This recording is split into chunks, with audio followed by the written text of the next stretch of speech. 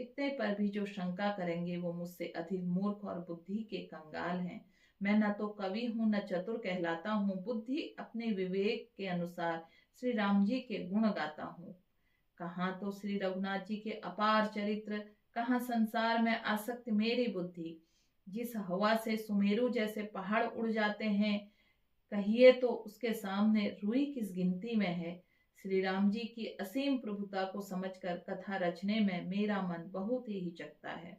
सरस्वती जी, शेष जी, शिव जी, ब्रह्मा जी, शास्त्र, वेद और पुराण, ये सब नेति नेति कहकर पार नहीं पाकर ऐसा नहीं कहते हुए सदा जिनका गुणगान किया करते हैं।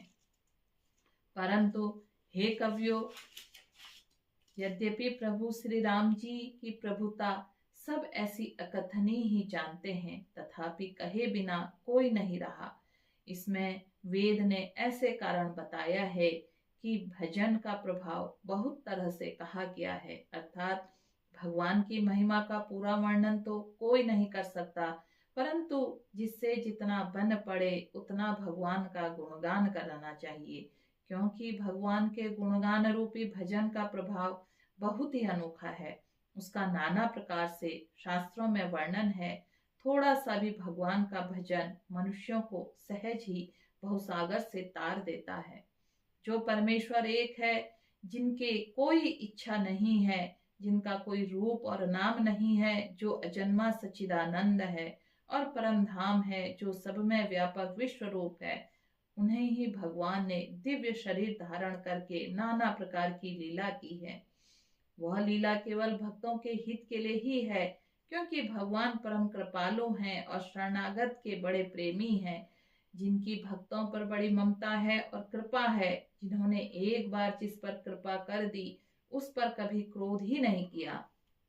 वे प्रभु श्री रघुनाथ जी की हुई वस्तु को फिर प्राप्त करने वाला, गरीब निवाज, दीन बंधु, सरल स्वभाव, सर्वशक्तिमान, सबके स्वामी है।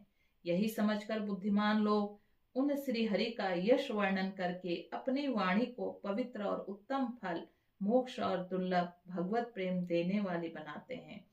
उसी बल से महिमा का यथार्थ वर्णन नहीं, परंतु महान फल देने वाले भजन समझकर भगवत कृपा के बल पर ही मैं श्री रामचंद्र जी के चरणों में सिर नवाकर श्री रघुनाथ जी के चरणों की कथा कहूंगा। इसी विचार से वाल्मीकि, व्यास आदि मुनियों ने पहले हरि की कीर्ति गाई। भाई, उसी मार्ग पर चलना मेरे लिए सुगम होगा।